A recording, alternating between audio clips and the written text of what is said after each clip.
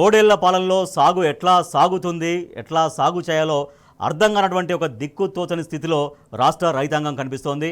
ఇక ప్రభుత్వం చెప్పినటువంటి రుణమాఫీ పూర్తిగా జరగకపోవడంతో ఆ రకంగా ఇబ్బందులు ఒకటైతే రైతు భరోసా లేదా రైతు బంధు అందక అదొక సమస్య. తర్వాత అధికారుల వేధింపులు, తర్వాత సాగునీళ్లు కూడా ఉన్న నీళ్లు కూడా సరిగ్గా పొలాలకి అందించినటువంటి ఒక దీనమైన స్థితి. వెరసి తెలంగాణ రైతు చాలా దీనంగా ఏం చేయాలో, ఎవరికి తమ గోడు చెప్పుకోవాలో తెలియని పరిస్థితిలో ఉన్నాడు. రైట్ లివిల్ ఇప్పటిదాకా దాదాపు 420 దాకా ఆత్మహత్యలు, ఇంకా ఐ థింక్ ఇంకా ఎక్కువనే ఉండొచ్చేమో నంబర్, రోజు ఒకటి ఖచ్చితంగా పెరుగుతోంది. ఇన్ని ఆత్మహత్యలు జరిగాయంటే రోజుకు సగటున ఒక రైతు ఎక్కడో ఒక చోట తెలంగాణలో ఆత్మహత్య చేసుకున్నటువంటి పరిస్థితి. సో ఇంత జరుగుతున్నా కూడా ప్రభుత్వం అట్లీస్ట్ ఒక చాలా గిల్టీగా ఫీల్ కావాలి. నిజానికి ఇంత జరుగుతున్నా కానీ ప్రభుత్వం నుంచి ఎటువంటి ప్రకటన లేదు, రైతుల ఆత్మహత్యల అడ్రస్ లేదు, కనీసం వాటి గురించి ఒక స్పందన లేదు. కారణం ఏంటి?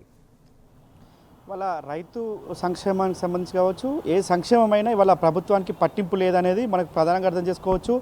నాడు ఏదైనా ఒక యాసంగి సీజన్ వస్తుందంటే పదుల సంఖ్యలో నాటి ముఖ్యమంత్రి బీఆర్ఎస్ అధినేత కేసీఆర్ సమీక్ష సమావేశాలు చేసేది, ఆ తర్వాత వ్యవసాయ శాఖ మంత్రి చేసేది. దానికి సంబంధించిన అనుబంధ రంగాలు అంటే వ్యవసాయానికి సంబంధించిన ఇతర రంగాలు, ఇటు పౌల్ట్రీ కావచ్చు, ఇటు ఏదైతే ఎరువులకు సంబంధించి కావచ్చు, ఇటు ఏదైతే నీటికి ఇరిగేషన్ సంబంధించి కావచ్చు, ఇలా అన్ని డిపార్ట్మెంట్లతో సమీక్ష సమావేశాలు చేసి ఎవరికి ఏం కావాలి, ఎవరికి అంటే డిపార్ట్మెంట్ వైజ్గా రిపోర్ట్లు తీసుకోవాలి. డిపార్ట్మెంట్ వైజ్గా ఈ సంవత్సరం ఇంత పంటేస్తున్నారు, ఈ పంటకు ఈ యాసంగి సీజన్కు ఇంత పంటేస్తున్నారు, ఇంత వరేస్తున్నారు, ఇంత గోధుమేస్తున్నారు అనే ఒక రిపోర్ట్ తీసుకొని దానికి అనుగుణంగా ఎరువులు కావచ్చు, ఇటు అన్ని ఎరువులు, విత్తనాలు, దాంతోపాటు ఇరిగేషన్ సంబంధించి కల్టివేట్ అంటే చివరాయ కట్టు వరకు నీళ్ళు అందించే దిశగా ఆనాటి ప్రభుత్వం చర్యలు తీసుకుంది. కానీ ఇప్పుడున్న ప్రభుత్వం కనీసం అంటే ఎంత పంటేశారు, వరి ఎంత వేశారు, వరిలో ఎన్ని రకాల పంటలు వేశారు, దీనికి కోత ఎలా చేయాలి, ఎరువులు లేదా విత్తనాలు ఏంటి, ఇవన్నిటిపైన కూడా కనీసం కూడా పట్టింపు లేనట్లుగా ఈ ప్రభుత్వం వివరిస్తుంది. దీనితో రాష్ట్రంలో ఉన్న రైతాంగం అంతా కూడా అరిగోస పడుతున్నారు, ఎరువులు దొరకక ఇబ్బందులు పడుతున్నారు, విత్తనాలు దొరకక తీవ్ర ఇబ్బందులకు ఎదుర్కొని చెప్పులు క్యూ లైన్లో పెట్టిన పరిస్థితి చూస్తున్నాం. ఇవాళ రుణమాఫీకి సంబంధించి పూర్తి స్థాయిలో కాకపోగా ఇవాళ రైతు బంధు, ఆనాడు రైతు బంధు ఒక పెట్టుబడి సాయంగా వేసి దేశానికి ఒక ఆదర్శంగా అందించిన తెలంగాణ రాష్ట్రాన్ని ఇవాళ రైతు భరోసా పేరు చెప్పి కనీసం కూడా భరోసాను ఇవ్వకపోగా ఇవాళ రాష్ట్రంలో ఉన్న రైతులంతా కూడా ఆత్మహత్యలు చేసుకునే పరిస్థితికి తీసుకొచ్చింది కాంగ్రెస్ ప్రభుత్వం అని ప్రధానంగా రైతులంతా చెప్తున్నారు. ఇవాళ దాదాపు 457 మంది రైతులు ఇప్పటికే ఆత్మహత్య చేసుకున్నట్టు ఇటీవల బీఆర్ఎస్ పార్టీ అధ్యయన కమిటీ, మాజీ మంత్రి నిరంజన్ రెడ్డి ఆధ్వర్యంలో ఏర్పాటు చేసిన అధ్యయన కమిటీ వారిని వెళ్ళి చాలామందికి ధైర్యం చెప్పింది, వారికి ఒక భరోసాని ఇచ్చింది, మీకు అండగా మేముంటామని చెప్పింది. అంటే గత ప్రభుత్వం చేసిన ఏ విధానాలు కూడా వీరు చేయకపోవడం పట్ల ఇవాళ రైతు సంక్షోభం అయిపోయింది. ఆనాడు వ్యవసాయం పండుగ అయితే ఇవాళ వ్యవసాయం దండుగా చందంగా మారింది అనేది కూడా మనం ప్రధానంగా అర్థం చేసుకోవచ్చు.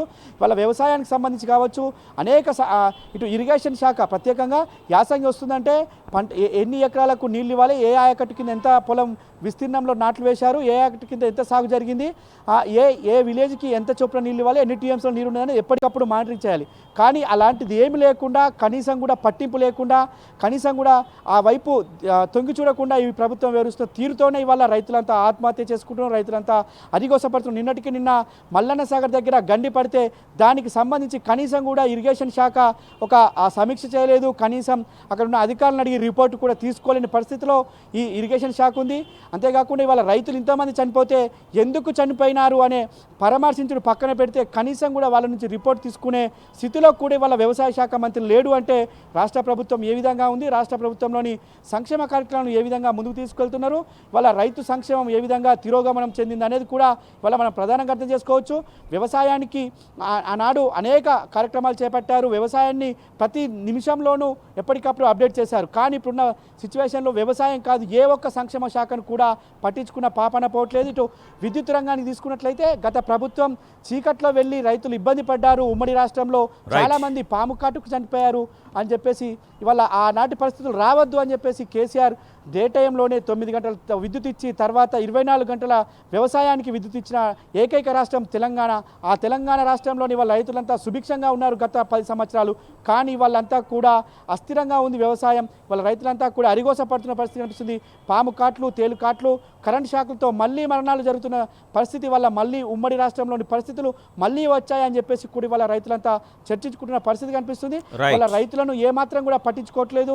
ఏ ఒక్క శాఖ కూడా వారికి ఉన్న అంటే రైతులకు కావాల్సిన అవసరాలను తీర్చడానికి ఏ ప్రభుత్వ ఉద్యోగి కావచ్చు, ఏ ప్రభుత్వ నాయకుడు కూడా ఇవాళ ప్రభుత్వంలో ఉన్న మంత్రులు కావచ్చు, ఎమ్మెల్యేలు కావచ్చు ఆ దిశగా ఆలోచన చేయకపోవడం, ఆ దిశగా సమీక్షలు చేయకపోవడం వల్లనే ఈ విధంగా జరిగిందని చెప్పుకోవచ్చు రాజేష్. Right level